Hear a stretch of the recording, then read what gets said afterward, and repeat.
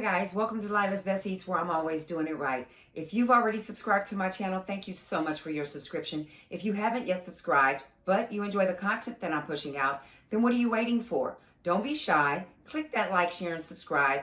Tap that notification bell so you could be notified whenever I upload any of my delicious cooking content. Now, let's get into today's video. Let's get to doing what I do best. Let's get to doing it right. Okay, guys, let's get to doing it right. Let me show you how to make my chicken taquitos the Lila's Best Eats way. Grab you some cilantro, onion, 2 lemons, plant-based mozzarella or regular mozzarella, dairy-free sour cream or regular sour cream, olive oil, Chef Merito pollo seasoning or whatever pollo seasoning you prefer, low-sodium seasoned salt, chicken breast or chicken tenders, garlic powder, onion powder, black pepper, and some corn tortillas. Now, in this first step, get your olive oil, add about a tablespoon to a large pot with 6 cups of water, and bring it to a boil. Once the water has come to a boil, you can then add your chicken breast or your chicken tenders. Next, add a small amount of pollo seasoning, not too much, just enough to enhance the flavor of the water. Now, get the first lemon and squeeze the juice of that lemon directly into the boiling water along with the chicken and pollo seasoning. And don't worry if you get a few seeds in the water. We won't be using it for anything. Adding the juice of this lemon will not only enhance the flavor of the water, but it will also aid in assisting with the cooking process, which we need because we're going to slightly undercook the chicken to make it easier to shred. Once the chicken is done, we can begin shredding it.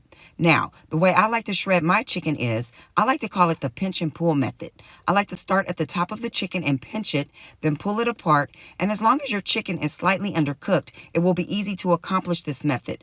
But of course, if you have a method that works best for you, then please, by all means, apply that method. So now, all I'm going to do is continue to pinch and pull the chicken until we have all the chicken completely shredded. Then once the chicken is completely shredded, this is what it should look like. You should have perfectly juicy chicken shreds. In the next step, add about a tablespoon of olive oil to a 10-inch skillet over a medium-low heat. Then add the slightly undercooked shredded chicken to the hot oil so we can continue the cooking process. Okay, guys, now it's time to add the second lemon. Squeeze the juice of that lemon directly into the skillet with the chicken. Last time we did it to enhance the flavor of the water, but this time we're going to do it to enhance the flavor of our chicken. If you manage to accidentally drop a few seeds in the chicken while squeezing the lemon, go ahead and pick those out. We don't want to crack a tooth. And since we still have to finish cooking the chicken, be sure to get all the lemon juice into the skillet. It will help create a liquid that will help aid in the final process of cooking. Next, I'm going to add a small amount of Lawry's low-sodium seasoned salt, but not too much, because as you guys know, I don't like to cook with a lot of salt. Then I'm going to add some Chef Merito pollo seasoning.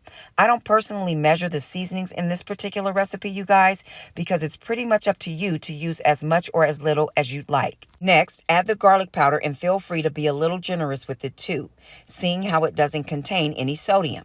Then follow up by adding the onion powder, and you can also be generous with it because just like the garlic powder, it doesn't contain any sodium. Finally, add the black pepper, but be very careful not to add too much or you will end up with peppery chicken taquitos, and we definitely don't want that. Once the chicken is seasoned, add a half cup of room temperature water to the skillet. Then begin to incorporate the seasonings and lemon juice into the chicken. But be mindful when you are incorporating the ingredients that you remove any lemon seeds that you may have missed when taking them out during the cooking process. If you find any seeds, pick them out, toss them in the trash, and continue to incorporate the seasonings. Once all of the seasonings have been incorporated, this is what the chicken should look like. You should have delicious, juicy, shredded chicken full of lots of seasoning and lots of lemon flavor. Okay, guys, for this next step, you will need an 8-inch skillet. And to that skillet, you will need to add a very shallow bath of olive oil. You will need to add just enough oil so that when you place the tortilla shell into the skillet, it becomes slightly submerged just like this. We are not going to fry the tortilla. We are just going to soften both sides so that it is easy to roll when we fill it with our shredded chicken. You will know exactly when the tortilla shell is completely softened because it should wiggle freely.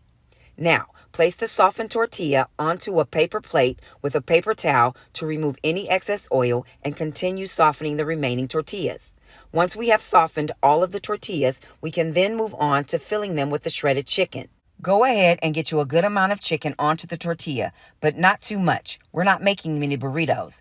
Place the chicken close to the edge of the tortilla towards you and begin rolling the taquito very gently. Start in the middle and work your way out to the edge. Once you have finished rolling the taquito, you should end up with the flap of the shell at the bottom just like you see here. See? Just like this. Here, let me show you again just in case you missed it. Place the chicken close to the edge towards you and begin rolling the taquito very gently. Start in the middle and work your way out. Once you have finished rolling the taquito, you should end up with the flap of the shell at the bottom, just like the previous taquito we rolled. Before adding the taquitos to the preheated oil, be sure you place the taquito in the skillet with the flap down so as it cooks, it will seal so the chicken won't fall out. Do not overcrowd the skillet. We need to make sure that we leave enough space in between each taquito to ensure that each taquito achieves the crispy texture that I am looking for. So I am going to only add 4 taquitos to the skillet. Next, I'm just going to allow the taquitos to cook on each side for about 2 to 3 minutes or until they're golden brown. Then I'm going to give each taquito about a quarter turn so that I can continue to brown each side of the taquito shell evenly until I have all the taquitos completely golden brown. Okay guys, now that all the taquitos are brown, I'm just going to turn off the burner and remove them from the skillet.